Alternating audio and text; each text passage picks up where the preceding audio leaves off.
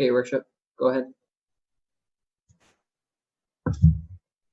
Thank you, Brent.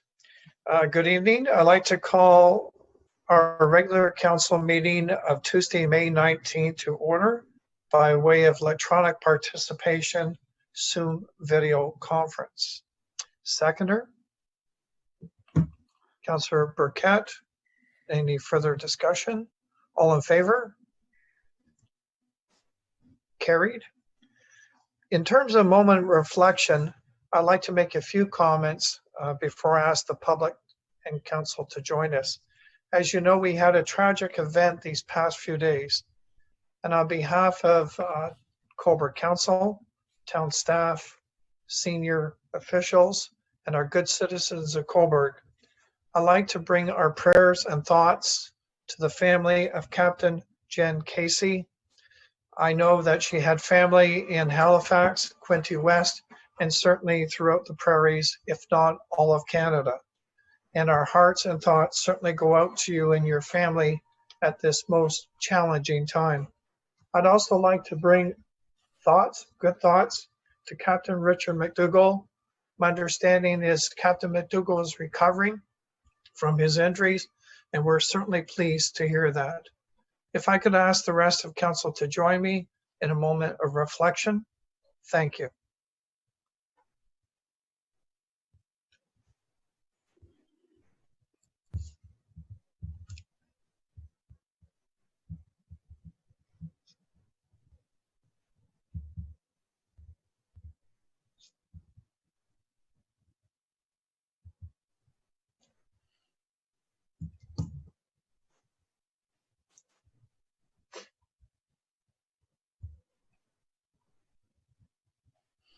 Thank you, everyone. Deputy Mayor, are there any additions to the agenda? Yes, Your Worship, there is one. During the Coburg Marina electrical shore power upgrade, he actually recommended that the matter be added to the agenda. Seconder. Councillor Darling, discussion. Councillor Chorley. Thank you, Mayor Henderson. I would like to just express my preference that this item be deferred to the budget meeting on May 21st. So that's just 2 days from now. The reason being that this item was added very, very late to the agenda. It was added yesterday to the agenda. I appreciate that the RFP just recently closed, but really it would have been preferable if this came to a committee of the whole meeting before coming to a regular council meeting. And this item is about granting a contract of $250,000. So I think we do need to make sure that we are maintaining openness and transparency in this process.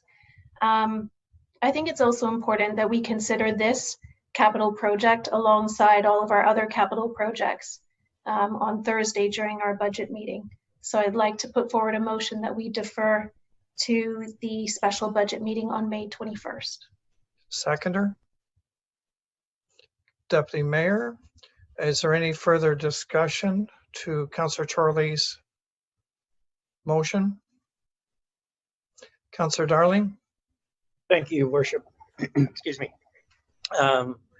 This item has been put forward before. Everybody knew it was coming. The RFP was out. And this is a situation where the voters, the town, realize that we haven't had power to the marina for long periods of time due to high water, and all of council expressed their opinions on how important this was to have the job done. At this time with the COVID and things being relaxed, the marina being allowed to open, I think is the perfect time to get this project going. So I can't be in favor of the motion to defer. Okay, any other comment from members of council? I'm just checking for hands. Councillor Chorley. Thank you. I appreciate Councillor Darling's comments. I am a very strong supporter of this project. I think it's really important that we build resilience into our waterfront infrastructure. This is a high water level year. Although at the moment it looks like it's not impacting the electrical service at the moment.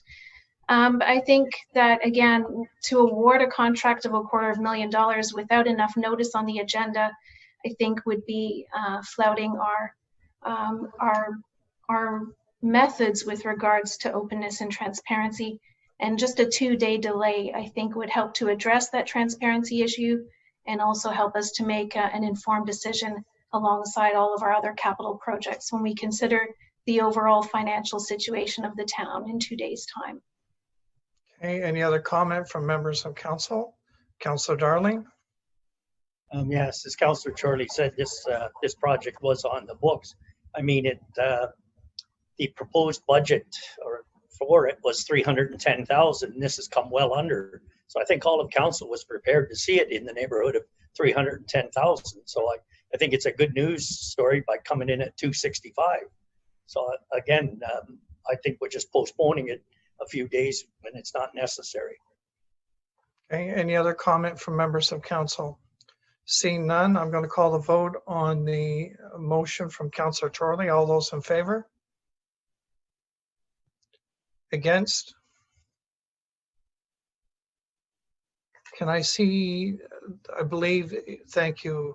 If I count it correctly, it was 4-3, so it's defeated. Therefore, at this point, it appears it will stay on the agenda for further discussion later on. At this point, so. Just have to do the vote on the original motion, Your Worship. I'm sorry, Just have to do the vote on the original motion now. yes, thank you. So the original motion back to you, back to Deputy Mayor. The original motion, a memo from the Deputy Director of Community Services regarding the Coburg Marina electrical shore power upgrade. Action recommended that the matter be added to the agenda. Okay, any further discussion to the original motion? See none, all those in favor? Against? Carried. And are there any disclosure of pecuniary interests from members of council? Councillor Beatty? Thank you, Your Worship. Regarding item number 9 in bylaws, number 2 under Public Works, as I am a homeowner in the intersection of Burke Street and Matthew, I'm just feeling that I won't participate in the discussion or the vote on that, and I'll send that declaration to the clerk in writing. Okay, thank you. So noted. With that being stated, Mr. Larmer, back to you. Next, Your Worship, we have the adoption of the minutes of the previous meeting. We have the adoption of the Monday, April 27th, 2020 regular council meeting minutes. Okay, Deputy Mayor. The action recommended is that council adopt the minutes of the regular council meeting. Should that not, of Monday, April 27th, 2020, yeah. Okay, seconder. Councillor Beatty, discussion? Seeing none, all in favor? Against? Carried. At this point, Mr. Larmer, it appears we don't have any presentations or delegations. Is that correct? Mhm. Correct. So that takes us directly then to General Government Services under the Deputy Mayor. First item, Your Worship, is the Committee of the Whole meeting notes held on Monday, May 11th, 2020. The action recommended that council receive the notes of the Committee of the Whole meeting held on Monday, May 11th, 2020 for information purposes. Seconder, Councillor Burkett, discussion? Seeing none, all in favor? Against? Carried. Deputy Mayor? Second item is a memo from the Treasurer, Interim Chief Administrative Officer regarding the first quarter 2020 operating budget variance report. Action recommended that council receive the first quarter 2020 operating budget variance report for information purposes. And I would invite Mr. Davies to discuss that if anyone has any questions on that report. Okay, I'll call for a seconder first. Seconder, Councillor Darling. All in favor? Oh, sorry, we got discussion and we're going to allow Mr. Davy. Would you like to comment first? Mr. Davy?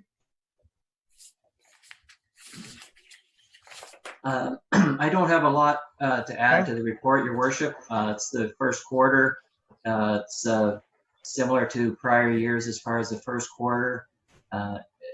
The impact of any pandemic really didn't kick in until almost the end of the first quarter. So really it's business as usual as far as the as far as this quarterly report is concerned. Obviously, the next quarter to the end of June will probably paint a much different picture. Okay, thank you. And we'll take any direct questions to you or again to the Deputy Mayor. Are there any questions for Mr. Davey? Councillor Chorley? Thank you, Mayor Henderson. I have a question on page 2.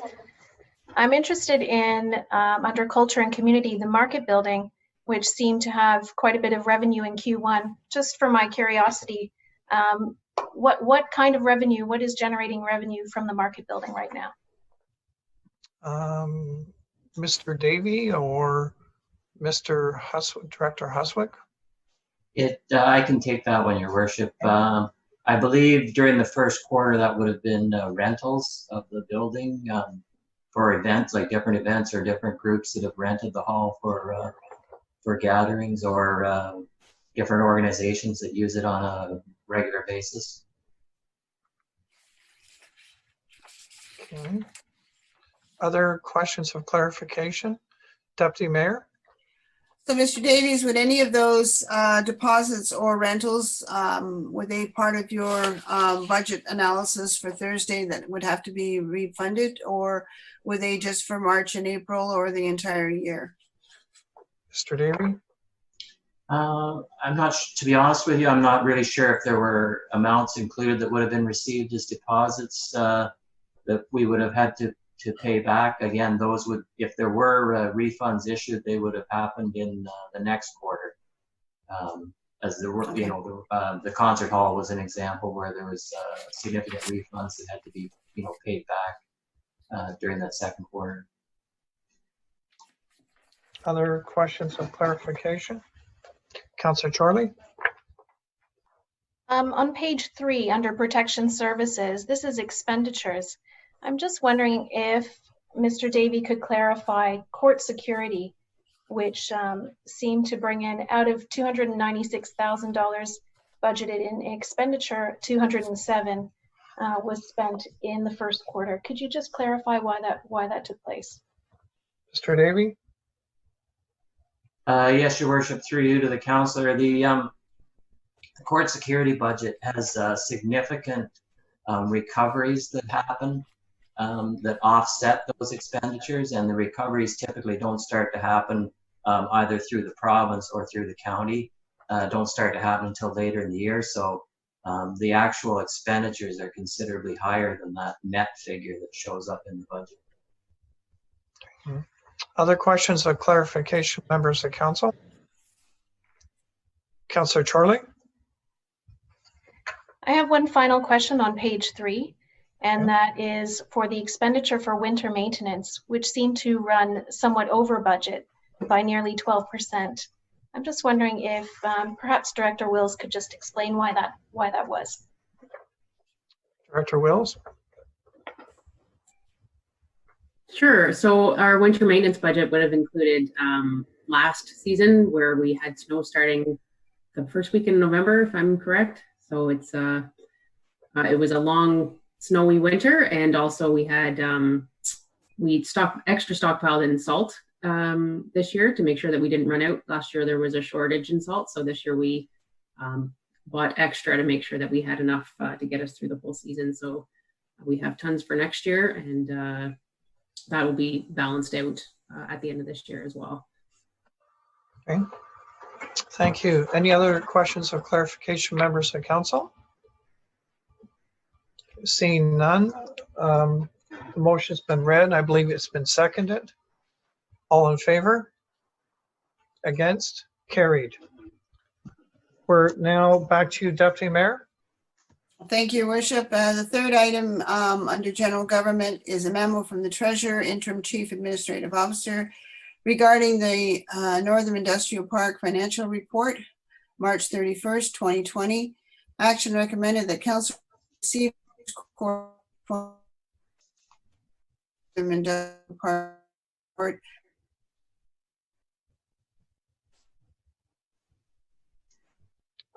Perhaps I'll just reread it if I may, just because you're breaking up, Deputy Mayor. Action recommend Council receive the first quarter 2020 Northam Industrial Park Financial Report for information purposes. I know you started, but you were breaking up, at least from my end. So knowing that, seconder, Councillor Beatty, discussion? Oh. Councillor Darling? Thank you, Worship. A question for Mr. Davey. In his report, it said that there was an asset management plan being prepared or is prepared for Northam Industrial Park. I just wondered if that report would be coming to council in the near future. Mr. Davey? Excuse me. Yes, yes, Your Worship, through you to Councillor Darling.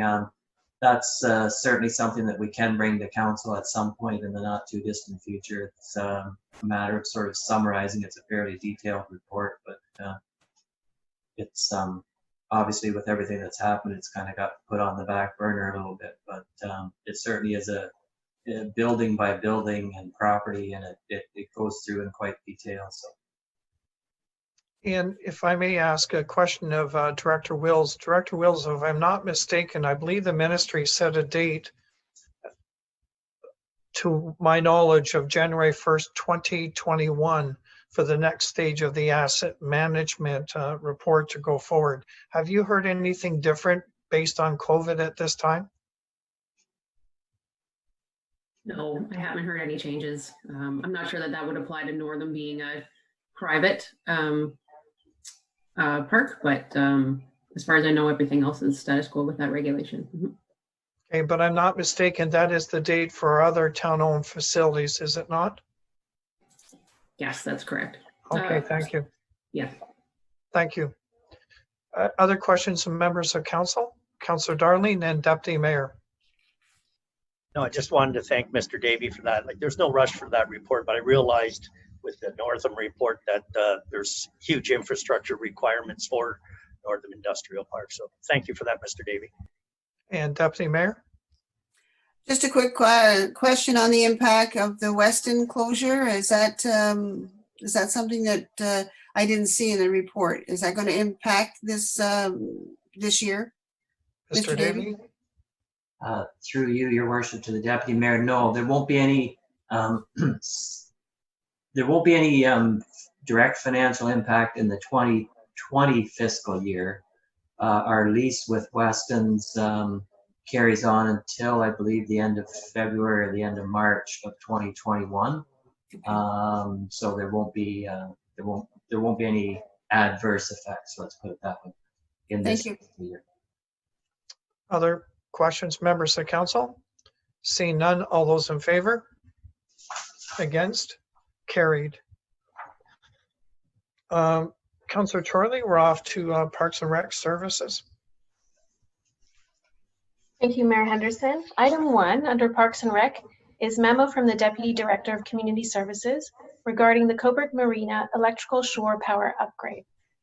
The action recommended that Council award the Marina electrical shore power upgrade request for proposal CO 2005 contract to Lakeland Multi-Trade Coburg in the amount of $262,500, excluding HST, to be funded from the 2020 Coburg capital budget, and all work to be completed by July 3rd, 2020. Seconder. Councillor Burkett, discussion. Councillor Chorley. Thank you, Mayor Henderson. Although I don't agree with the process and timing of this particular decision, I do believe that we need to upgrade the electrical services at the Marina. The boaters have made that very clear, and we have had 2 out of the last 3 years of power disruption to the docks, which really impacts the service that boaters are receiving. It would be my preference that we do look at this item in light of the COVID-19 pandemic. I do question whether now really is the time to spend $250,000 on this upgrade, given that we would be taking on debt just in the Parks and Recreation portfolio. In the 2020 budget, we're taking on over $1 million in debt this year. And of course, next year we have to start servicing that debt. Given that this is an unpredictable year of austerity, I did think that we should have that discussion as part of our wider budget conversation on Thursday. But given that this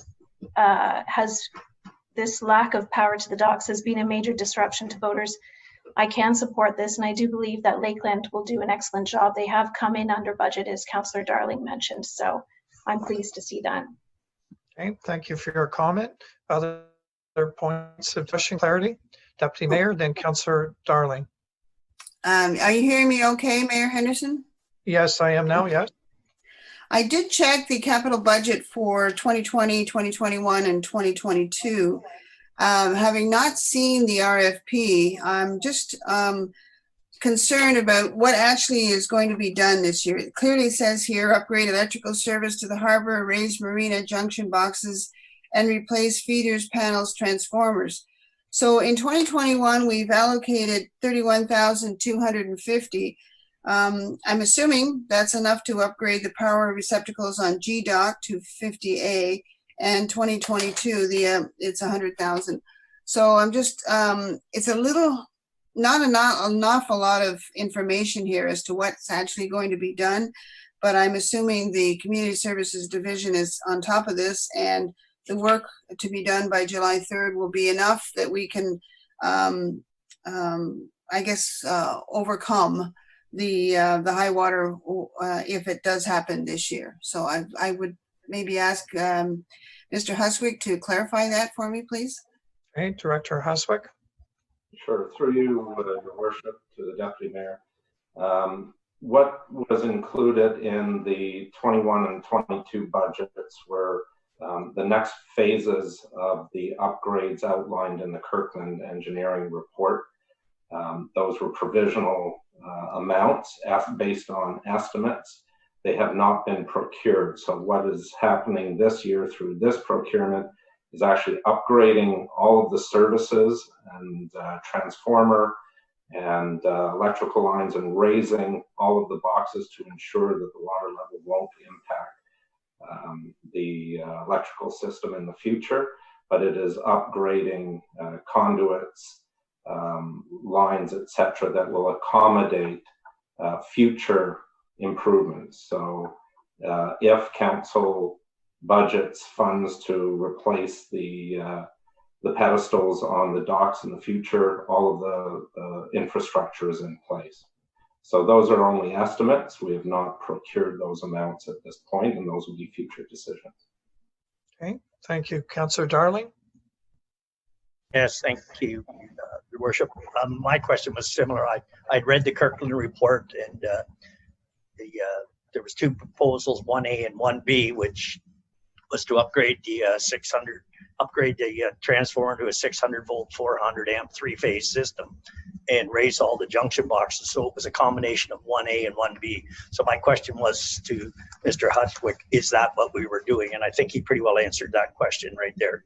That it sounds like 1A and 1B are going to be done as per the Kirkland report. Thank you. Director Huswick, any comment to Councillor Darling? Oh, Your Worship, Councillor Darling is correct. The second part of that, the B, was to, proponents were to bring forward a proposal to ensure that all of the work that they do will allow for those future upgrades, so that there's no surprises when council makes those future decisions. So any of the infrastructure that needs to go in and the electrical system itself has to be designed to accommodate those future expansions. And one of the most significant future expansions is, which could be many years down the road, is replacement of the waterfront building with a new facility, which will have to happen at some point, but certainly the waterfront plan incorporated those types of changes. So, you know, you always hear stories about, you know, municipalities digging up roads and replacing roads, and then a short time later digging them up again to upgrade the electrical system because they didn't, you know, plan the steps appropriately. So what we're doing is we're upgrading the system now to accommodate all those future decisions down the road. Okay, thank you for that explanation. Other questions, Deputy Mayor? Just a quick follow-up. After this 262,500 is awarded, will how many slips, will all the slips have power this summer, or will that be incorporated into 21 and 22? Director Haswick? No, this will resolve the issue for all of the docks. It just won't address the different electrical needs of some of the boats and some of the slips, because the bigger boats coming in and those types of things. So it's not replacing the pedestals, but it will address the entire marina. Okay. Any other questions of clarification? See none, call the vote. All those in favor? Against? Carried. Off to Arts, Culture, and Tourism Services, Councillor Barreau. Yes, I have a different motion than what's on the agenda. I did send it to Brent, and I think he can put it up on the screen. Action. He's had to put what's on the agenda because you're not the chair. So, and then you can make the amendment after it's on the floor. Oh, read it and then make the amendment. Okay. Memo from the Manager of Marketing and Events regarding an update on the 2020 community events in the town of Coburg. Action recommended that council authorize staff to assess the cancellation of town of Coburg managed events and municipal event permits based on the current federal and provincial orders and restrictions on the large gatherings, physical distancing guidelines, and local law and local enforcement efforts. And further, that council approve the recommendation of staff to cancel the 2020 Coburg Sandcastle Festival. Now, my amendment. He just needs to call a seconder on that. Oh. Sorry. Seconder for that one, please. Councillor Darling. All right. All in terms of discussion, you're making an amendment, Councillor Barreau? Yes. Thank you. My amendment is action recommended that council terminates all community events approved through the community events process in the town of Coburg until the 1st of September 2020 due to COVID-19 pandemic to ensure our residents' safety, and further that council suspend the delegation of authority bylaw number 040-2015 related to community events and request that any event currently scheduled and all new events from September 1st, 2020 to December 31st in the town of Coburg must come to council for approval with staff recommendations.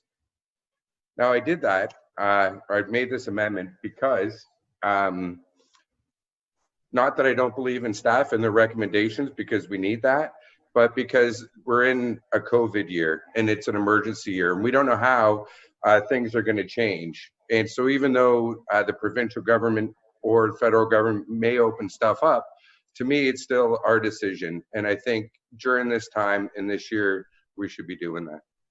Just need a seconder, Your Worship, put that on the floor. Yes, I will. Seconder, Councillor Chorley, thank you. Further discussion on the amendment on the floor? Councillor Beatty?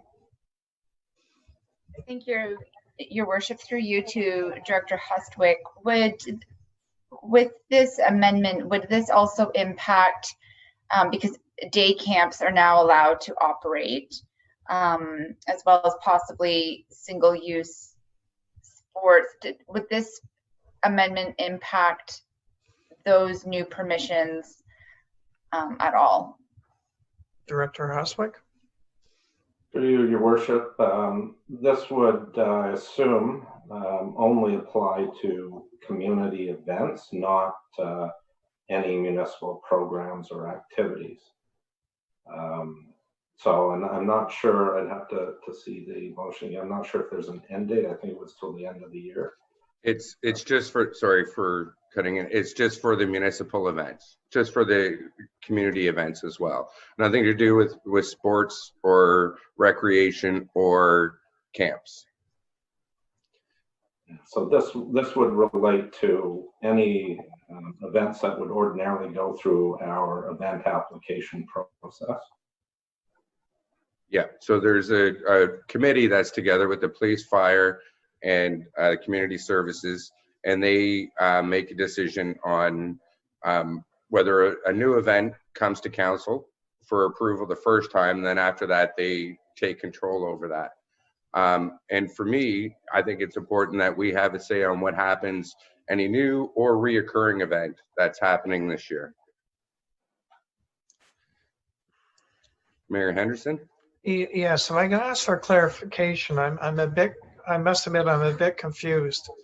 The way it stands now, you're quite right. If it's a new event, it does come before this council to deliberate.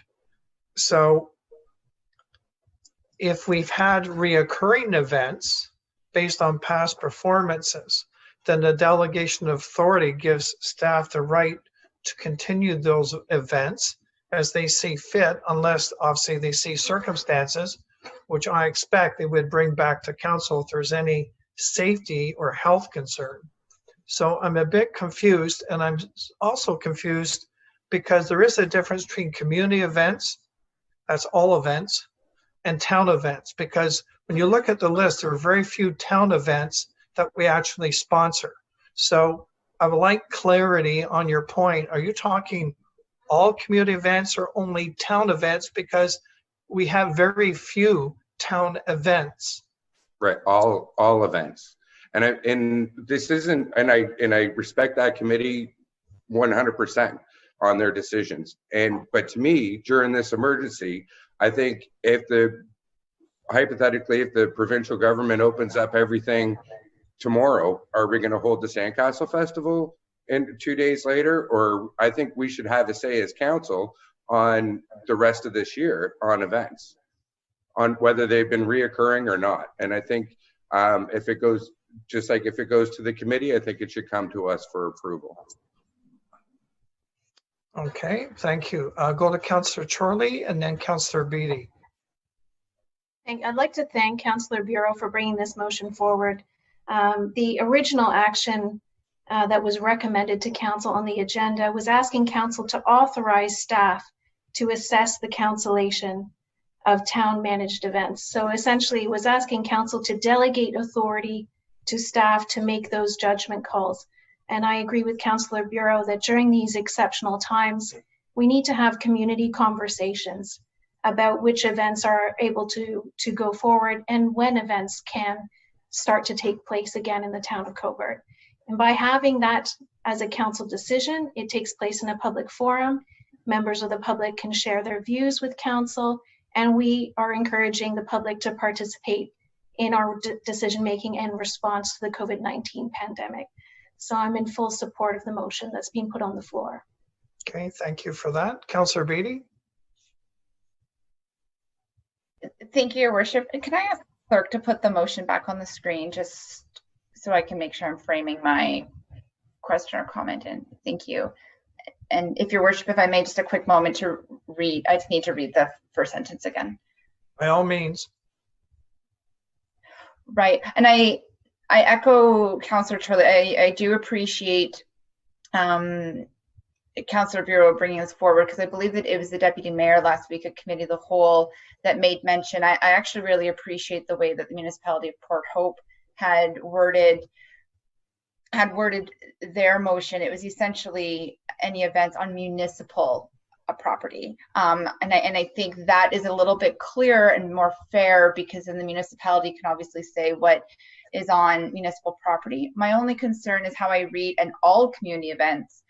If they're not on municipal property, and if they are permitted to happen under the provincial regulations, so whether those are small weddings, a picnic, a day camp, something that is outside of the municipality's sponsored or doesn't require an event permit, I'm just worried about, my only concern is how it's currently worded, all community events. I'm wondering if Councillor Bureau would consider just reframing it so that it was more clear that town events or community events on municipal public property. I don't know, I'm just, it almost sounds that it's taking the opportunity away from anything that, and if I may, I feel that the Director Hustwick was still speaking and was lost in some of the council conversation. So if I may, back to the director, again, I don't think I'm clearly understanding, would that impact, it wouldn't impact municipal programming, but say a nonprofit partner who runs a day camp needs either a permit or needs to operate in the harbor or something, would that impact their ability to run their day program on municipal property? Sure. Director Huswick? Your worship, so firstly, and I can certainly be clarified, but we only have control over activities on municipal property, not on private property. So, however, there are other events held by third-party groups, including at the waterfront, that do need municipal approval. So, I mean, we would have to look at every one of those instances, but this would certainly relate to like a Christmas market, the Santa Claus parade. And I guess just to provide a little background, we have been, as you can see from the memo and the list of events, we already have delegated authority, and we have been working over the last couple months. My staff have been working with all the event organizers, keeping them up to date. Many of them have been very proactive in canceling their own events. And as you can see, there are very few events left on the books through to the end of August. There's a few minor ones that we are continuing to be engaged with and carrying on those discussions. I expect most of those will likely be canceled regardless of what council determines. So, I mean, we are very in tune with the health requirements and direction of the province and direction from EOC, and all these types of decisions flow through the EOC to begin with. So, you know, we're certainly being very cautious in how we work with community groups. Okay. Does that help, Councillor Beattie, on that one, on your question? It does a little bit, Your Worship.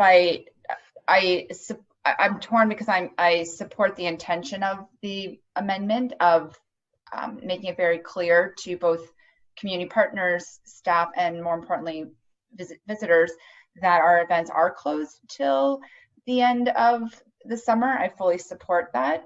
My only concern is the second component. I'm worried that it's too detailed, and I'm worried that I don't want to get into the business of taking away practical bandwidth that our staff are hired and paid to do.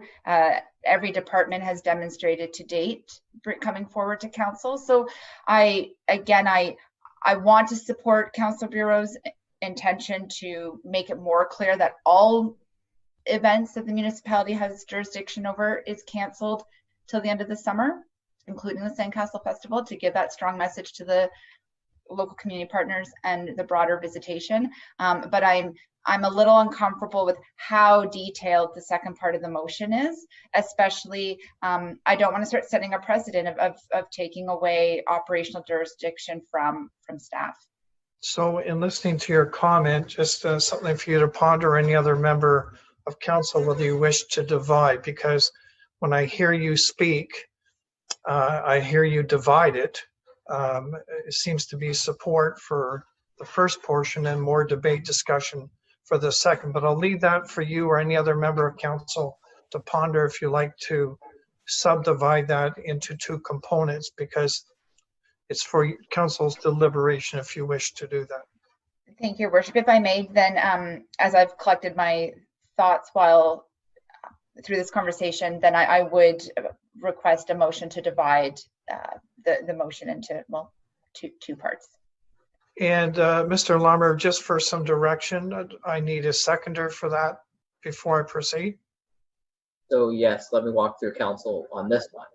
So this is a motion to amend that needs to happen from Councillor Beattie. It's a motion to amend to divide the amendment. Once that occurs, there'll be two amendments. There'll be a secondary amendment, then a primary amendment, which will both affect the main motion. Right. So just I want to walk through again. If it puts on the floor, there'll be three different votes. There'll be the motion to divide, Right. and then you get into, if it is successful, the vote on the amendment to the amendment. And then after that happens, then you go to the other amendment, and then you go to the main motion. I think Okay. the GAO wants to talk. Okay, I saw Mr. Davy. Just for clarification, Your Worship, like I think we're getting quite a ways into the weeds on this issue. It wasn't that long ago that every special event application came to council, and some meetings there may have been half a dozen or more special event, each one requiring a memo from staff and a recommendation and a motion at council to approve the event. And so when the delegation of authority was passed, it was to take those away and say that if it's an event that's been happening for years and years and years and there's been no issues and it's worked fine, then it will carry on if the group, the staff committee deems that there's no issues and it should carry on. So all I see by this motion, or the amendment by Councillor Barreau, is that we're saying let's go, because of the unforeseen circumstances, let's just go back to that system where a memo is required to come to council for every special event, as it indicates by suspending that delegation of authority bylaw just for the interim while this condition exists. And then after that, if council deems that it can either repeal that bylaw totally, or it can go back to the way it currently is operating. But it's really just dealing with any events that might require a special events application. And the only real change is that it would require, once that committee has reviewed it, they would write their memo to council, and it would come to council, and council could say yay or nay. So I don't think it's not taking away any authority. It's just adding some, if you will, a safety net or whatever back in, so that there's no doubt about what events are continuing or why they're continuing. So. Okay, I appreciate your comment. Based on that, I'm going back to you, Councillor Beattie. Do you wish your motion to divide stand, or do you wish, based on Mr. Davies' comment, to go back to the original motion as presented by Councillor Barreau? No, I'm very clear. Thank you very much. And I will ask that my motion to divide the amendment stand. Okay. Seconder for that? Okay, seeing none. Therefore, we go back to the original motion. My amendment motion. Yes. My amended sorry. motion. Correct. Do And we already have a seconder for that, because I believe that if I follow my path, that was Councillor Shorley quite a time ago. We've had lots of comment. Are there any other comment on the amended motion? Seeing none, I'm going to call the vote. All those in favor of the amended motion? Against? Carried. And Mr. Larmer, you were able to get that? Yes, okay, thank you. Looking further, we're now going to motions under General Government Services, back to the Deputy Mayor.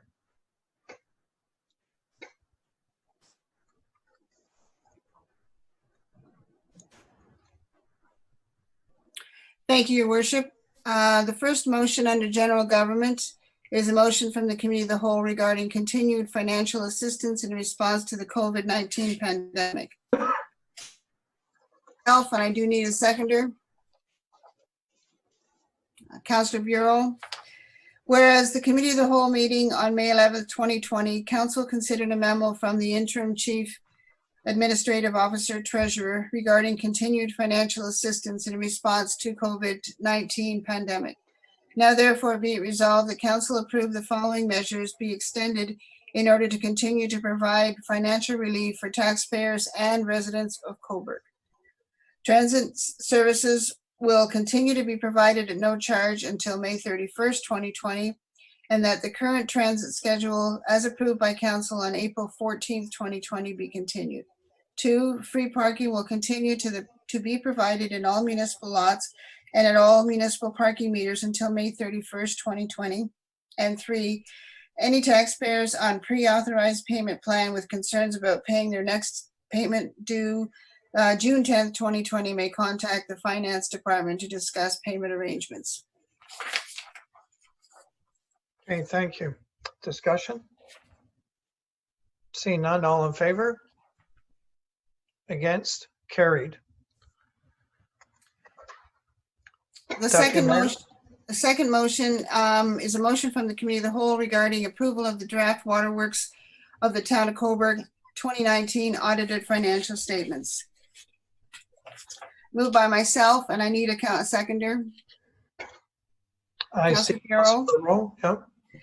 Whereas at the Committee of the Whole meeting on May 11th, 2020, Council considered a memo from the Manager of Regulatory Compliance and Finance, Lakefront Utility Services, Inc., regarding the 2019 Waterworks financial statements. Now therefore be it resolved that Council approve the draft financial statements for the Waterworks of the Town of Coburg for the year ended December 31st, 2019, attached hereto as Appendix A.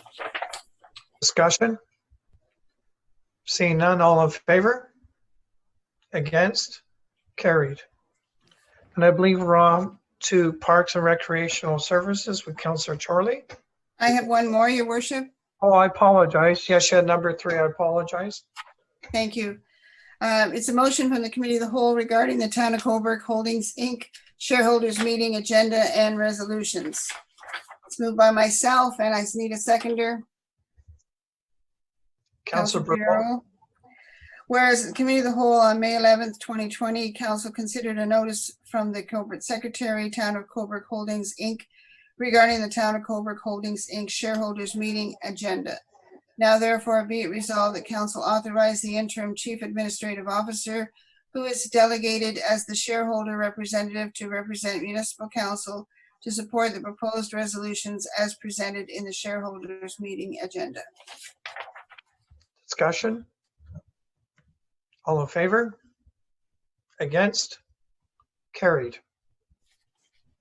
I apologize. Now we're off to Parks and Recreational Services. Councillor Chorley. Thank you, Mayor Henderson. Item 1, motion from the Committee of the Whole regarding the request from the Coburg Ecology Gardeners proposal for basic maintenance of the garden while restrictions on the use of park facilities are in effect. Moved by myself, and can I have a seconder, please? Deputy Mayor, see again. Whereas at the Committee of the Whole meeting on May 11th, 2020, Council considered a delegation and request from Dora Bodie, representing the Coburg Ecology Gardeners, regarding a proposal on basic maintenance of the ecology garden while restrictions on the use of the park facilities are in effect. Therefore, it be resolved that the Town of Coburg Council grants the Coburg Ecology Gardeners permission to maintain the ecology garden while adhering to the social distancing protocols as outlined in the delegation, with a letter of permission provided to the chair as requested. Discussion? All in favor?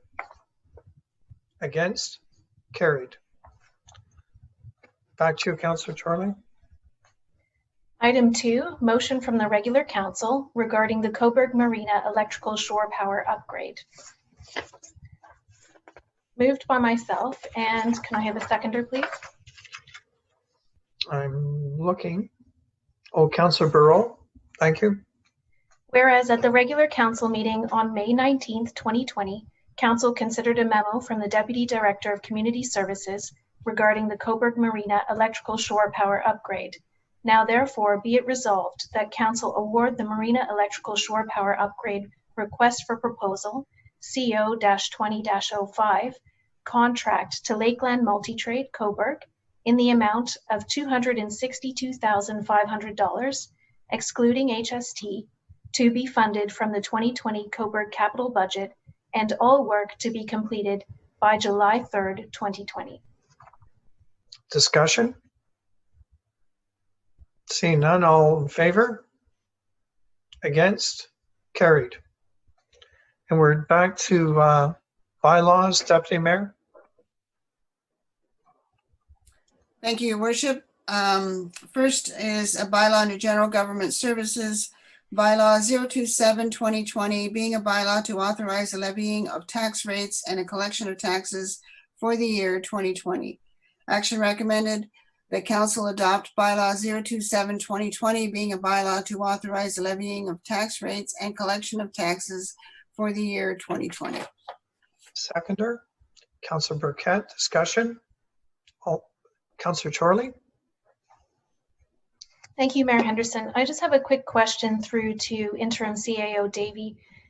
Is there any benefit in deferring this to our May 21st budget meeting? I'm just wondering, as we're opening up the budget and making some changes, is it possible that the tax levy might change? And in terms of administration, would that be easier for the finance department if we deferred that to our meeting in 2 days' time? Mr. Davey. Yes, Your Worship. The budget was passed and approved, and this is just the bylaw coming out of that budget. As indicated in the budget resolution that was passed by council previously, that once all the education rates and the county rates were available, that the tax rate would be calculated and the bylaw would be presented. So again, the meeting in a couple of days is not to reopen the budget and change the budget. It's just more or less a financial update as to where we're at in the budget. It's not to change the overall budget. And my understanding is that this is the approach taken by all the municipalities across Ontario. Yeah. Other questions or clarification? Any further discussion, members of council? Seeing none, I'll call the vote. All those in favor? Against? Carried. Back to Planning and Development Services, Councillor Beatty. Thank you, Your Worship. The first is a bylaw number 028-2020, being a bylaw to authorize execution of a development agreement with New Amherst Limited, Lakefront Utilities Services, Inc., and the Corporation of the Town of Coburg for the southeast corner of New Amherst Boulevard and Charles Wilson Parkway. And this is in New Amherst community in Coburg. The action recommended is that council adopt bylaw number 028-2020, being a bylaw to authorize the mayor and the municipal clerk to execute a development agreement with New Amherst Limited and Lakefront Utilities Services, Inc. for a residential development consisting of one 3-story, 6-plex building at the southeast corner of New Amherst Boulevard and Charles Wilson Parkway in Coburg. Seconder, Councillor Burkett, discussion. Seeing none, all in favor? Against? Carried. Thank you. Item number 2 is a bylaw for number 029-2020, being a bylaw to amend the zoning bylaw number 85-2003 for the southeast corner of New Amherst Boulevard and Charles Wilson Parkway in Coburg. The action recommended is that council adopt bylaw 029-2020, being a bylaw to amend the zoning bylaw number 85-2003. Seconder, Councillor Darling, discussion. All in favor? Against? Carried. Thank you. And finally, number 3 is a bylaw for number 030-2020, being a bylaw to authorize the execution of a pre-servicing agreement and subdivision agreement with JMCD Holdings, Inc., the Bank of Montreal, Lakefront Utility Services, Inc., and the Corporation of the Town of Coburg for the northwest corner of King Street East and Wilmot Street. This is East Village Phase 5 in Coburg. And the action recommended is that council adopt bylaw number 030-2020, being a bylaw to authorize the mayor and the municipal clerk to execute a pre-servicing agreement and a subdivision agreement with the JMCD Holdings, Inc., Bank of Montreal, and Lakefront Utility Services, Inc. for the East Village Phase 5 subdivision development at the northwest corner of King Street East and Wilmot Street. Seconder, Councillor Burkett, discussion. All in favor? Against? Carried. And I believe that now takes us to Public Works Services and Councillor Darling. Bylaw 031-2020, being a bylaw to authorize the execution of an agreement with Her Majesty the Queen in right of Ontario as represented by the Minister of Transportation for the Province of Ontario, related to funding provided by the Province of Ontario to the town of Cobourg under the dedicated gas tax funds for the public transportation program. The action recommended is that Council adopt bylaw 031-2020, being a bylaw to authorize the mayor and municipal clerk to execute on behalf of the corporation of the town of Coburg an agreement with Her Majesty the Queen in right of Ontario as represented by the Minister of Transportation regarding the dedicated gas funds for the public transportation program, Town of Coburg 2019-2020. Seconder. Councillor Barreau, discussion? All in favor? Opposed? Carried.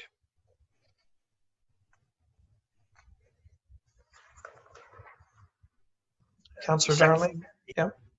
Second bylaw 032-2020, being a bylaw to authorize the Director of Public Works to temporarily alter the direction of traffic flow on Matthew Street from a one-way to a two-way traffic pattern, and that on-street parking shall not be permitted during the reconstruction of Matthew Street.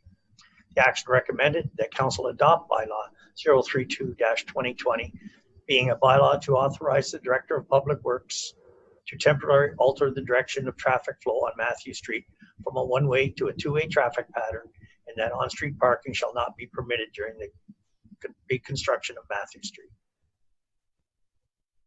Seconder. Councillor Burkett, discussion? All in favor?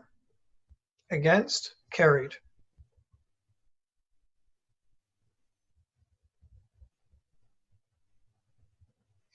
Bylaw 033-2020, being a bylaw to lift the 1-foot reserves and to authorize the establishment and laying out of public highways, John Fairhurst Boulevard and New Amherst Boulevard.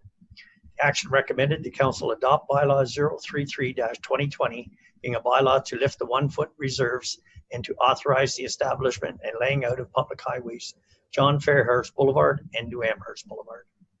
Thank you. Seconder. Councillor Barreau, discussion? All in favor? Against? Carried. We're off to Arts, Culture, and Tourism Services. Councillor Barreau.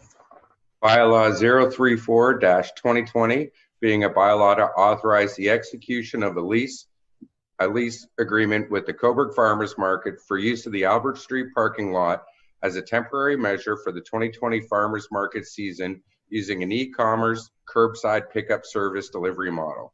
Action recommended that Council adopt bylaw 034-2020, being a bylaw to authorize the execution of a lease agreement with the Cobourg's Farmers Market for use of the Albert Street parking lot as a temporary measure for the 2020 Farmers Market season using an e-commerce curbside pickup service delivery model. Seconder. Councillor Beattie, discussion? Start with Councillor Beattie, then I'll go to Councillor Chorley. Thank you, Your Worship. I just wanted to, through Councillor Bureau, to extend my thanks to the Coburg Farmers Market. I actually went on local line today and did my online order. So very navigable, very exciting, and I look forward to picking up my order on Saturday. Wow, that's great news. Councillor Chorley. I did receive a call from a local citizen about this item. So as her questions are fresh in my mind, perhaps Mr. Larmer could clarify, how will individuals who don't have internet access be able to place an order? And also for individuals who don't have a vehicle, will they be able to pick up their order on foot? Mr. Larmer? I can. Mr. Councillor Barreau? Do you want, I can answer that, both of them. Go ahead. Unfortunately, online is the only way that they can do it. There is, if they do not drive, there is going to be a walk-up site where you can prepay and then walk up and get your vegetables. It'll be all marked out on the sidewalk with social distancing as well. Does that help, Councillor Chorley, in terms of your question? Yes, that's very helpful. Thank you, Councillor Bureau. Okay. Other questions? Seeing none, I'll call the vote. All those in favor? Against? Carried. Following our agenda, that takes us back to General Government Services. Thank you, Your Worship. That the following bylaws be passed. 1, Bylaw 027-2020, being a bylaw to authorize levying of tax rates and collection of taxes for the year 2020.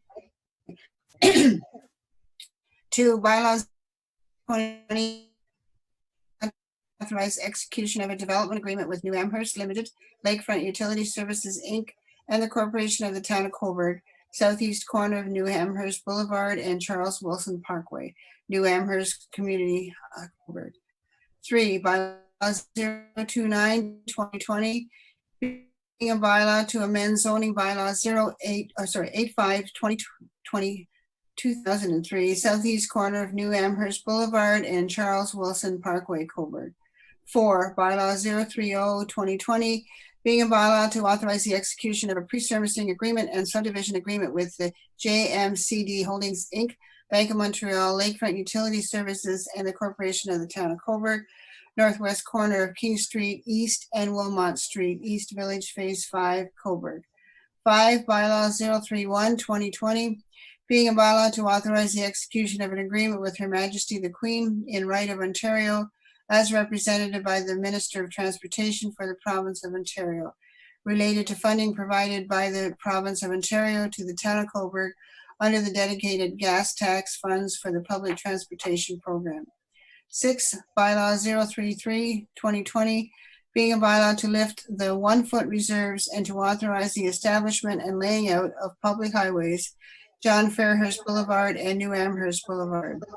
And 7, Bylaw 034-2020, being a bylaw to authorize the execution of a lease agreement with the Coburg Farmers Market for use of the Albert Street parking lot as a temporary measure for the 2020 Farmers Market season using an e-commerce curbside pickup service delivery model. Action recommended that leave be granted to introduce Bylaw 027-2020, 01-2020, 033-2020 to 034-2020, and to dispense with the reading of the bylaws by the municipal clerk, and that the same be considered read and passed, and that the mayor and the municipal clerk sign the same, and the seal of the corporation be thereto affixed.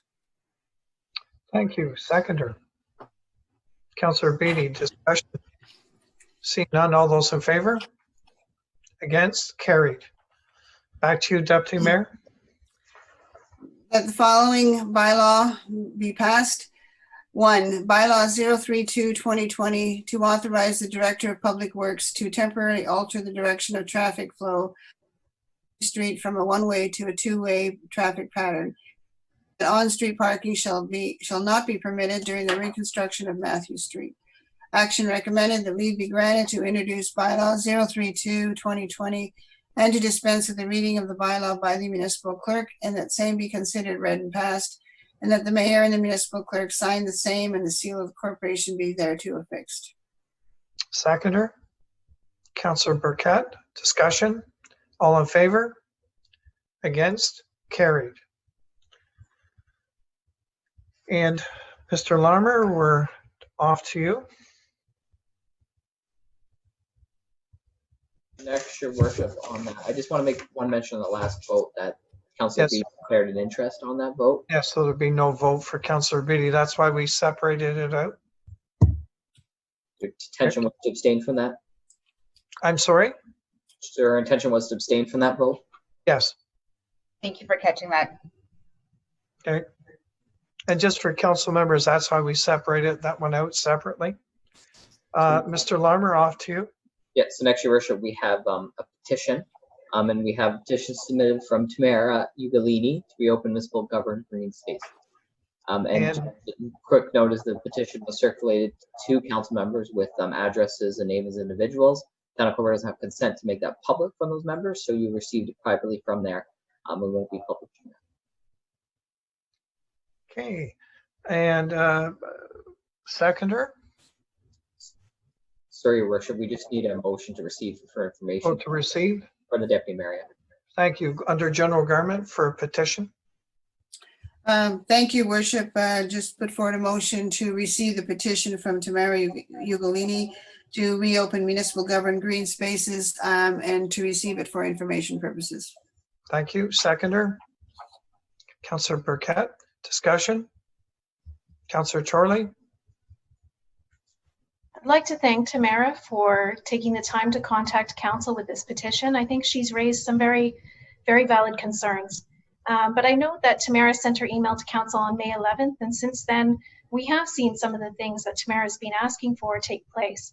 The Northumberland Forest Trails have opened, garden centers have opened, and just recently the province has announced that some recreational amenities can now open. And so we will see that movement very shortly.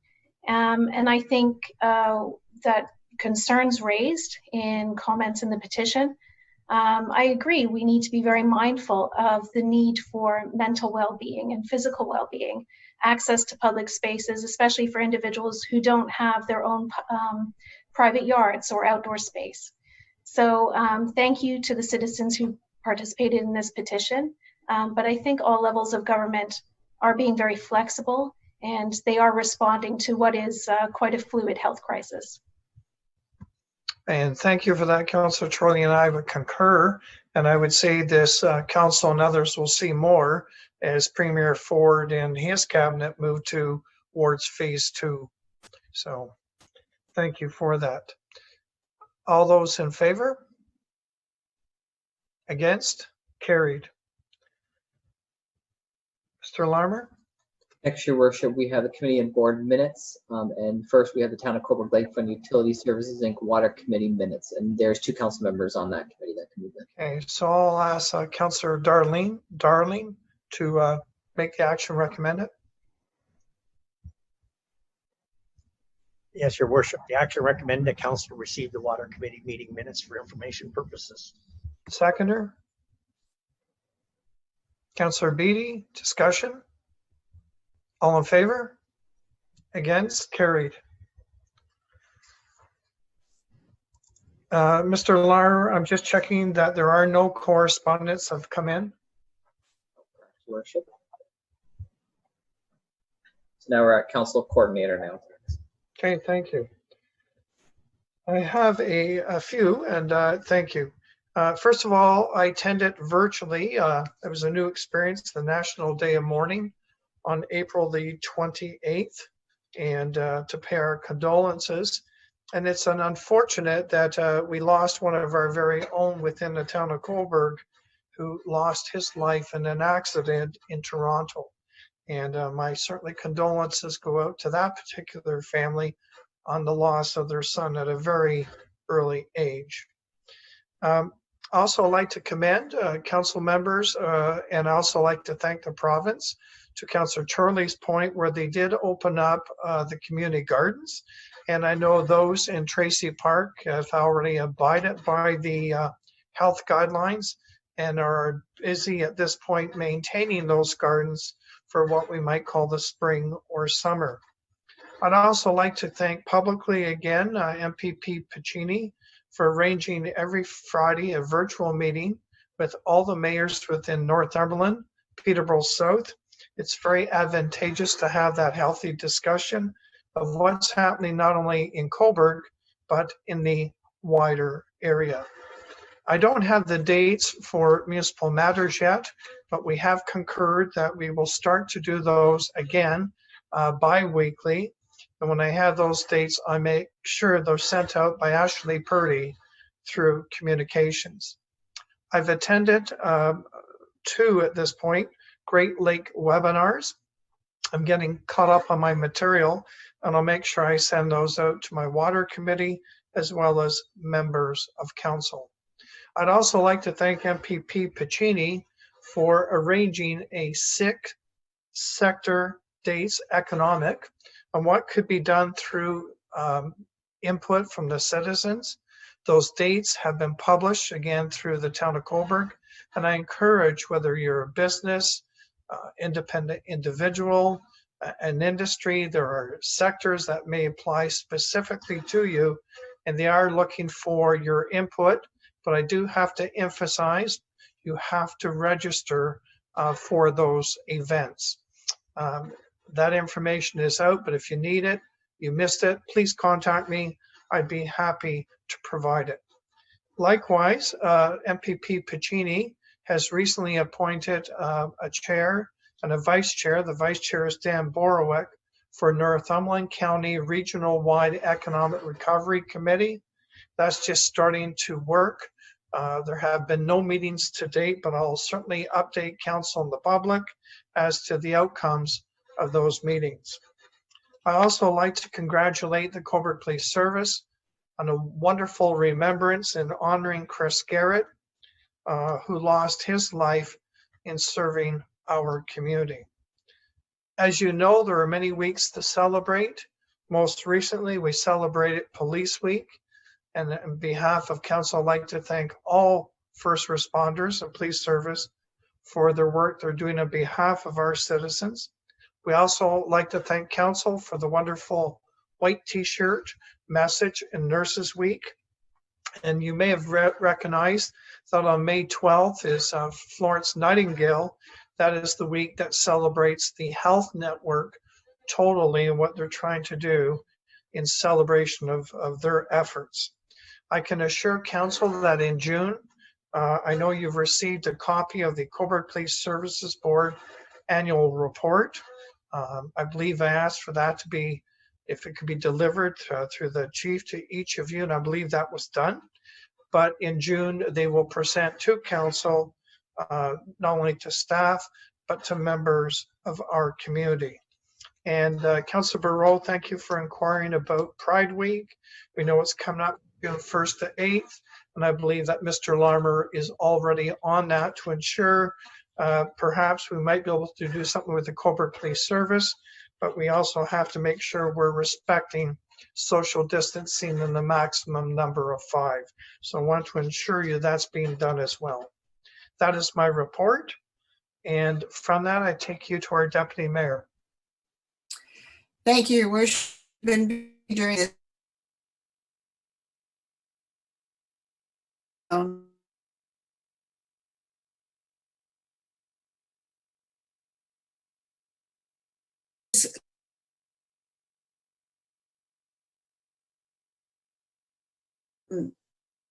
Way money going forward. Many communities have been looking at possibilities of, obviously we can't go into a deficit as a municipality, so we need to be proactive in looking for ways of saving money, and Mr. Davies has done an excellent job.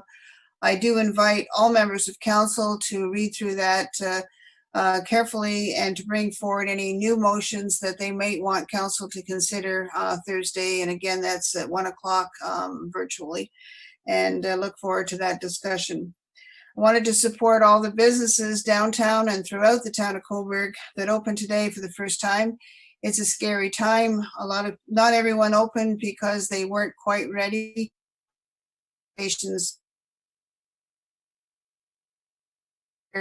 Their staff. I know BIA board for the excellent job he's done to try and keep everyone educated, and the communication has been great going forward on all these new regulations. Can you hear me? My internet, we okay? Okay. Just a quick update for general government. We held a meeting on May 4th, and we're continuing with discussions on the service delivery review that is ongoing, the organizational review that will be an RFP in September. The Youth Advisory Committee review has been put on hold until the fall of 2020. And we are working, or Mr. Davies is working on MOUs for the Coburg and District Sports Hall of Fame, the organizers of the Greg Gillings Memorial Basketball Tournament, the MOU with the Art Gallery of Northumberland, and the MOU for the Coburg Public Library. And we did have a brief discussion on FSD Pharma, and that business building is up for sale, and we are watching that to see what will happen. I understand the price is 19.9 million, so a lot of money, but hopefully that building will change hands and we will still not lose employment people from that business or any the new business that goes in. We did talk briefly about the municipal complaint policy, and Dave Hancock is following up. The Municipal Council Strategic Plan is an ongoing review, and we look at what's happening with that going forward. So we're continuing to have good meetings, and I continue to have a lot of correspondence going forward on the beach, and hopefully we'll have a resolution to that on the 2nd of June with all members of council. That's my report, Mayor Henderson. Mr. Davey? Yes, thank you, Your Worship. I just wanted to clarify one point that was made. The Deputy Mayor said in her report that a municipality is not allowed to go into a deficit.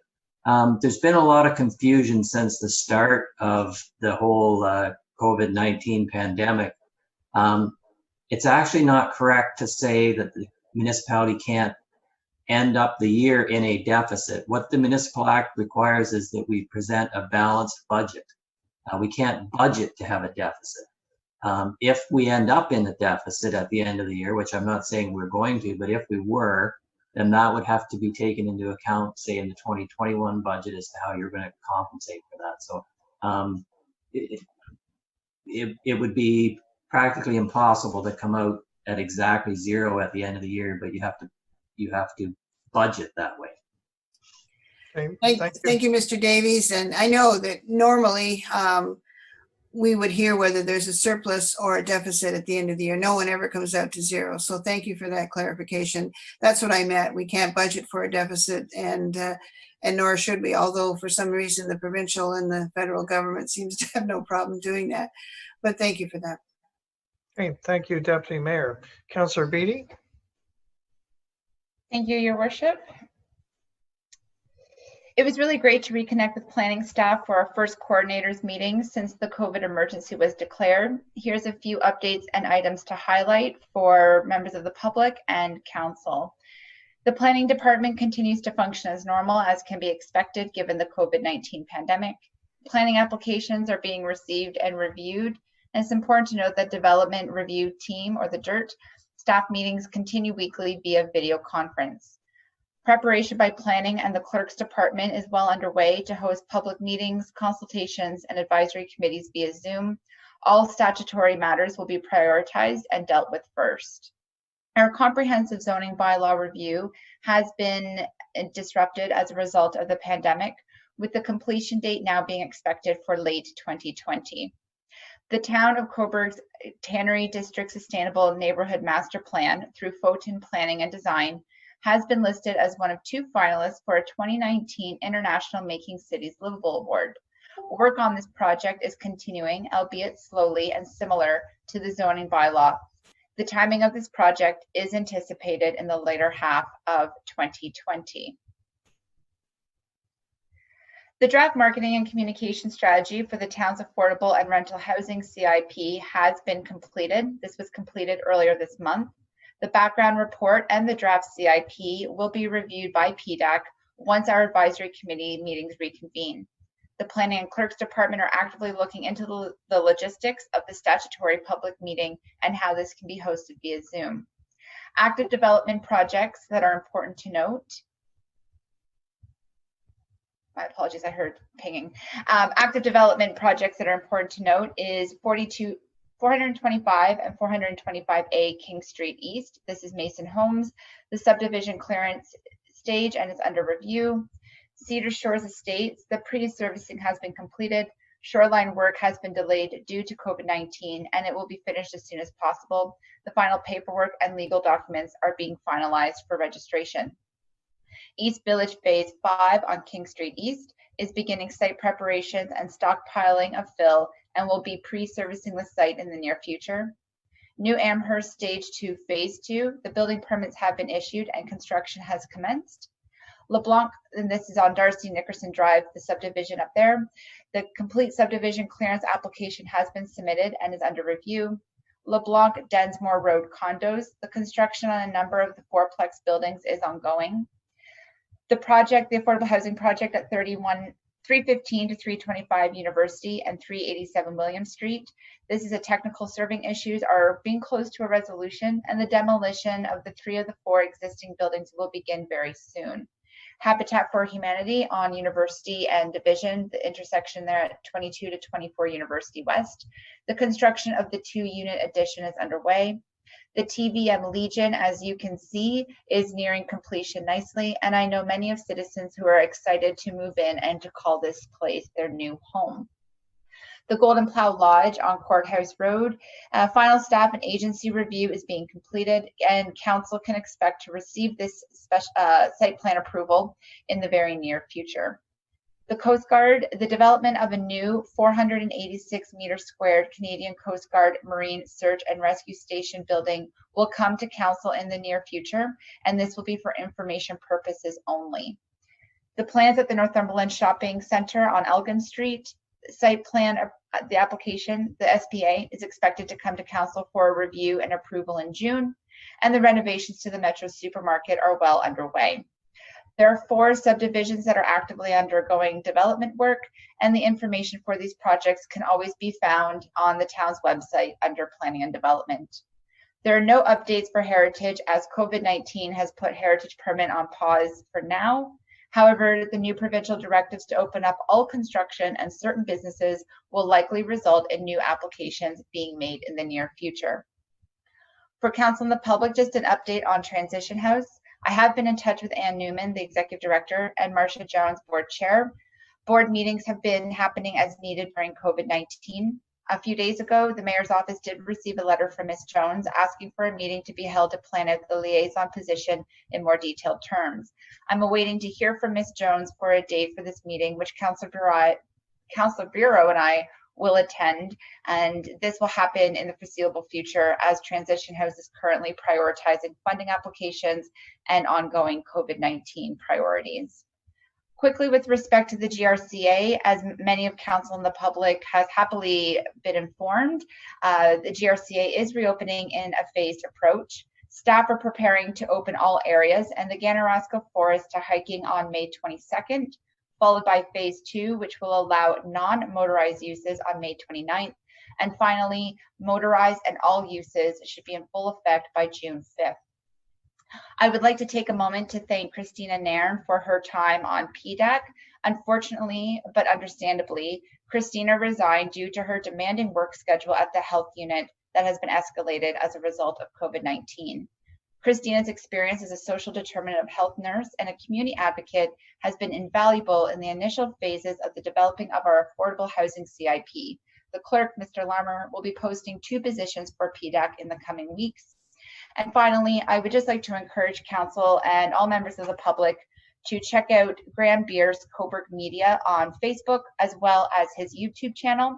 His digital broadcast of Coburg Together at Home is now up for viewing and your streaming pleasure. If you tuned in for his live broadcast on Saturday night at 8 p.m., you can definitely see Graham's education being put to work, as no doubt his production was almost up at the scale of what we saw on CTV and CBC only a few short weeks ago. So to Mr. Beer, thank you very much for bringing Coburg Together at Home and for an exceptional production.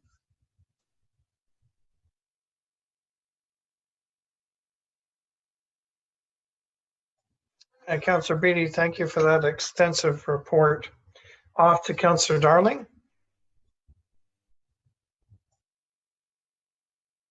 Thank you, Your Worship. It's nice to see that our Roads and Sewers Department has been able to keep operations moving as best as possible while keeping physically distanced. The work is less efficient now with only half the staff on each shift, not being able to share vehicles and tools as readily as we were once able to. The Building 7 has redeployed a staff member who's regularly cleaning high-touch surfaces, which is a great help to the Public Works and Parks as it frees up the staff to continue with the regular work. There's lots ongoing. Street sweeping started in April. The storm sewer catch basin cleanouts are ongoing. Ditching and shoulder work currently ongoing at Danforth and Eagle Road. Sidewalks inspections are currently ongoing. As part of the inspections, staff are noting trees and shrubs on private property that are encroaching on the sidewalk. This is a big concern because in the spring, the trees take off and grow in the hedges, and it forces people to walk off the sidewalk onto people's lawns or onto the boulevard. And it can be serious because if your attention's astray, errant limbs could poke somebody's eye, and it could be very dangerous. So we're asking the residents to make sure they trim their bushes and trees well back at the sidewalks. If not, residents will receive letters notifying owners that it is the homeowner's responsibility to maintain this issue. And should the issue not be corrected within 28 days, the town may proceed with correcting the issue, and the property owner may receive an invoice for the time and materials required to complete the work. There's some new bus shelters that will soon be installed on De Palma Drive in Burnham Street to replace the final 2 older style shelters. Staff have been busy with sanitary sewer lateral surface cleanouts. It is very common that sanitary backups are a result of the cleanout cap missing and debris, leaves, tennis balls, etc. going into the service laterals. Residents are advised that the cleanout is on private property and the owner is responsible for ensuring that the cap is secured on the cleanout. Caps can be purchased for a few dollars at any local hardware store. And on the county issue, the county will be resurfacing Elgin Street between Division Street and Darcy beginning in the first week of June if the weather cooperates. The town will be contributing to the project to get the north and south leg of Division Street resurfaced at Elgin to correct the rutting at this intersection. And with engineering, the engineering has been continuing with business as usual since development has slowed down. So development hasn't slowed down at all. Staff are very capable for working from home to meet the required deadlines. If those of you haven't been driving up Division Street, then you'll see that if you do go up, Kerr Street construction is proceeding on schedule. The contractor is able to maintain physical distancing of the workers, and progress meetings that have been conducted are being done by video conference instead of on site, which has been working well. You may have noticed that the temporary water lines are in on Matthew Street, and all the upgrades were scheduled to start today. I'd like to also pass on a thank you to Chief Vandergraaf regarding the Chris Garrett Memorial. I knew Chris personally, and I will never forget Chris, and May 15th is a day I will never forget. And as Councillor Beattie noted, I did watch Mr. Beer and Councillor Beattie herself in the video tube, the live web there, and it was very well done, and it was great to see. So for all those involved, thank you for your efforts, and that's my report. Thank you, Councillor Darling. Had a lot of detailed information as well. Councillor Charlie, off to you. Thank you, Mayor Henderson. I'd like to start by reiterating again about Victoria Park Beach. It is only open to those who would like to go for a walk. You cannot sunbathe, you cannot picnic, and you cannot build a sandcastle at this time. You must be moving through the area and not lingering or socializing. So please tell your friends and family that now is not the time to visit our beach, as we all need to limit congregating in an effort to stop the spread of COVID-19. Council has discussed whether to close Victoria Park Beach completely and fence off the area. We had that discussion last week, but we decided to leave the beach accessible to walkers. However, this issue is being continually assessed, and it will be discussed again at our next Committee of the Whole meeting on June the 1st. So any members of the public, please feel free to contact members of Council with any thoughts on this matter. Virtually all our parks are open for walking and cycling, but there are a few notable exceptions. The Cobourg Conservation Area, which is under the authority of the GRCA, will remain closed until May 22nd, but after that you can expect to see that area open up. And the Coburg Dog Park on Ontario Street is currently closed, but may open soon as the Ontario government has relaxed the restrictions on outdoor recreational amenities, including off-leash dog parks. So please stay tuned for information on the opening of that area. According to that recent announcement from the Ontario government, the province is amending its emergency order to conditionally open some outdoor recreational amenities, and that includes baseball diamonds, soccer fields, tennis courts, skate parks, off-leash dog areas, outdoor picnic sites, and benches and shelters in parks. Information will be provided to the public as soon as possible about opening dates for these local amenities, and any restrictions on their use. Obviously, social distancing requirements will still be in place. None of these areas are open as yet, so please stay tuned for information on when they will open. And regarding the East Pier project, the RFP closed on March 24th. Staff are still reviewing the submissions, and a report will be brought to council when the evaluation is complete. Lake Ontario water levels remain high. They are roughly 1 foot above the historical average, although it now appears that this will not be a severely high water level year like the one we saw in 2017 and also in 2019. But again, we're monitoring the water levels closely. Regarding the Marina electrical upgrade, tonight, Council has awarded the contract for this work to Lakeland Multi-Trade. If all goes to plan, the work will be completed by July 3rd. At the Marina, staff are working hard to prepare the Marina for opening in late May or early June. Again, information on opening dates will be conveyed to the public as soon as they are confirmed. That also goes for the campground. And in terms of dredging at the mouth of the harbor is ongoing and it is proceeding well. The boat launch, the province has opened boat launches as of May 16th. However, our municipal boat launch at the Coburg Marina, it is closed at this time, but it will likely open in the coming days. Again, please stay tuned for information on the boat launch opening. I'd like to just explain the changes to provincial parks. The Ontario government has decided to allow provincial parks to reopen with limited activity. For those Coburg residents who might want to enjoy the outdoors while social distancing, there are 2 provincial parks in Northumberland County, Presqu'île Park in Brighton and Ferris Park in Campbellford. Both parks opened on May 15th for day access only. Please note that camping, playgrounds, buildings, and beaches continue to be closed at all provincial parks. And currently only self-guided activities such as walking, hiking, biking, boating, paddling, and fishing will be permitted within provincial parks. As Councillor Beattie mentioned, the Ganaraska Forest, which is under the authority of the GRCA, it will reopen in phases beginning on May 22nd. And as I mentioned earlier in the meeting, Northumberland Forest Trails, they have reopened.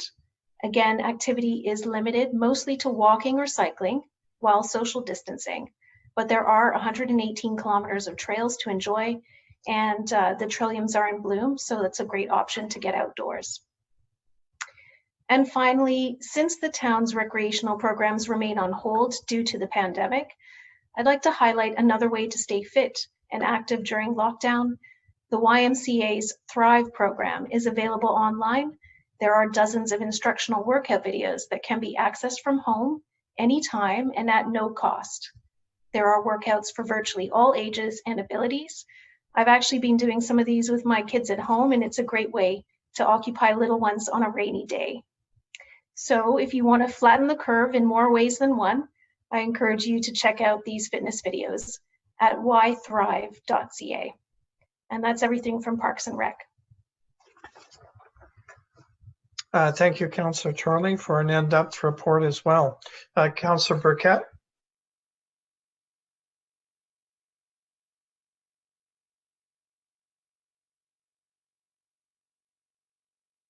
Thank you, Your Worship. I'm going to start with the building stats from the building department. We show 9 new permits issued in April, which included 49 new dwelling units and an estimated construction value of over $7 million, which that's great to see things like that ramping up, which is good in this kind of to help stabilize the economy. Total year-to-date stats ending in April, we showed 118 permits issued with an estimated construction value of 13.77 million, with revenues of over 179,000, with a total of 73 dwelling units to date. Your worship, you mentioned about the Coburg Police Services report, which is excellent. I hope members of council go through that in preparation to the presentation from the chief and the chair. In bylaw enforcement, Mr. Larmer has passed along some preliminary numbers from the time period of May 11th to May 17th. Obviously, the increased numbers with the warmer weather. Activities have included the foot traffic on the boardwalk and on the beach, roughly about 20 plus per a day during the weekdays, as well as weekend over 200 plus. Numerous warnings have been put out to people for the beach and park closed to activities, such things as flying kites on the beach. There's been a couple, metal detecting on the beach, 3, sitting on the benches, 20, picnics, 2, bonfires on the beach, 1 reported by to bylaw. One thing that has been increasing numbers, bylaw has noticed a large increase in dogs on the beach, which is an average about 5 a day, including warning communications given to the owners entering the area. Obviously, just making sure we tell people about the rules prior to them entering the parks. Bylaw has adopted a zero tolerance going forward with the dogs being on the beach. I just want to give the public that notice. So that's great if at some point the dog park will reopen, which I hope will relieve that issue. Another issue is parking lots. Congregating of people has been a lot larger, sitting in vehicles, assembling in groups outside the vehicles in lawn chairs. Bylaw enforcement officers are making sure to reinforce the message of social distancing to these individuals. Bylaw enforcement issued no tickets under the Provincial Emergency Act during the current time period. There is a noticeable amount of increase, in the West Beach and the boardwalk, numbers sometimes exceeding 50 plus. So that's, we're trying to make sure and reiterate to individuals that we maintain the distance and we can still enjoy these amenities throughout our park. I'd like to take this time to, thank Mr. Larmer and his team, as well as the Cobourg Police Services, as I know auxiliary and special constables have been monitoring this stuff quite frequently as well. And that's my report. Thank you, Councilor Burkett, especially for those numbers from Mr. Larmer. Councilor Barreau? Yes, I'm going to start off tonight with the Coburg Public Library. Today they did open. They're doing contactless curbside pickup started today at the library. The hours are limited. Right now we're working on the backlog of items on hold, but we should be caught up soon. If people would like books, movies, or other library materials, they just need to put those items on hold, either through the website or call the library directly. Members will then receive a phone call for pickup. Library staff continue to offer virtual programs. We have guest speakers, contests and challenges, book clubs, crafts, and many other incredible programs to share. The library has a large number of databases that members can access. We have everything from hobbies and crafts, Flipster, which is a popular magazine database, Mango Languages, which you could choose over 70 languages to learn, and so much more. Moving on to the farmers market. The Coburg's Farmers Market is opening this Saturday. Yay. And I want to thank Mr. Larmer and Angela Stewart and the board of the Farmers Market for coming together and really working this out so we can make it happen. And thank you to the mayor who graciously last week, which I didn't thank, which I should have, for calling that special meeting just in case we were able to approve that motion last week. So thank you for that. They're doing curbside pickup and the farmers are excited to see everyone again. To order your veggies, fruits, and other delicious food, all you have to do is go to their online ordering platform, which is localonline.ca/Coburg's Farmers Market. And I do want to thank Councillor Beattie because the Councillor Beattie and myself will be volunteering to help direct traffic next Saturday morning to make sure that their opening is a big success. So thank you for that. Moving on to the Art Gallery. The Art Gallery of Northumberland has been temporarily closed since March 14th. They recognize in these times digital cultural heritage is contributing to people's enjoyment and creativity more than ever, and the availability of cultural content contributes to mental health and well-being. The AGN has provided online and free content in recent weeks for that purpose. They launched Window Wednesday at #AGN from home, video shorts, an excellent digital dose of artwork from our permanent collection, Art at Home Challenge, and art education curriculum in support of our teachers and students. In addition, they have partnered with Local Food for Local Good to deliver 50 art on the go boxes to our community. They are realigning programs, reimaging how to deliver cultural content, and have been given an opportunity to spark new ideas and forge new relationships in our community. The AGN is looking forward to welcoming our community and visitors to the gallery soon. In the meantime, please visit their website at www.artgalleryofnorthumberland.com or follow them on Instagram, Twitter, and the Facebooks. Moving on to the downtown business improvement area. I want to thank the Deputy Mayor for her leadership on the board as well. I know with her direction and helping the other board members and myself as well, it's been a great asset this week. Just a heads up on what's happening. The DBIA will be supplying to interested businesses within the membership with PPE starter kits, which includes face shields and hand sanitizers. The face masks are being supplied at no cost by Northumberland.io, and the hand sanitizers will be purchased from Brian Milner from BCM CHEM at a discount to help out all DBIA members. The DBIA Board of Management and all of the members are very thankful to have partners in our community that supports our downtown. I wish all the stores, services, not just in the downtown, but all of Cobourg, the best of luck. I know we're going through such a trying time, and I know we'll get out of this at some point. I do want to say that at Venture 13, thank you to the mayor who talked about the webinars. They're located at venture13.ca under programs, resources, library, home programs, and resource library. A couple of them are PSD+G webinar, future proof for your brand, digital transformation, business beyond the pandemic, and fireside chat, smart cities, transitioning your business from brick to click. Moving on, I also want to thank the mayor for bringing up Pride. June 1st is Pride Month.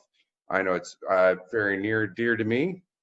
I just want to so I know that the flag will be hung, not rose, but hung on Town Hall on June 1st. And my last thing I would like to say is I want to, for the Sustainability Climate Change Advisory Committee, one silver lining in this COVID-19 pandemic is our carbon footprint has never been lower. So I just want to say thank you, and that's my report. Okay, thank you. Well done, everybody. Mr. Larmer, off to you. Yes, your worship, the council. So next we have the unfinished business items. I've updated the business PDF documents there, and if I can, I'll walk council through a couple of my suggested amendments, and if they would like to ask for me for an explanation, I'd be happy to provide it.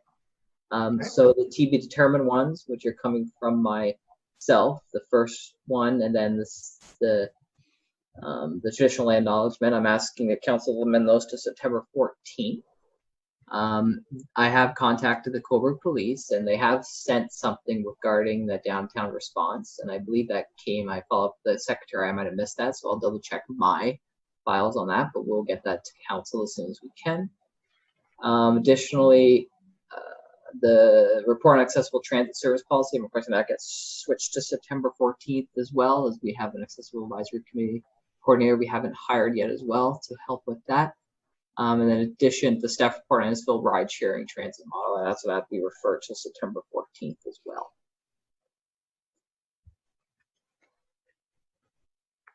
Okay.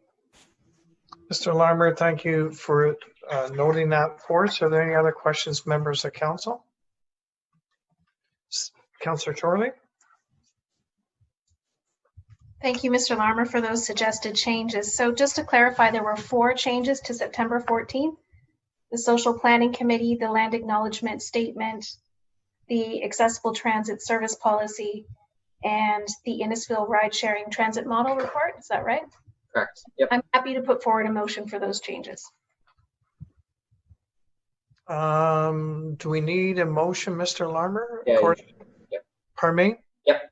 Thank you. Just to clarify, thank you.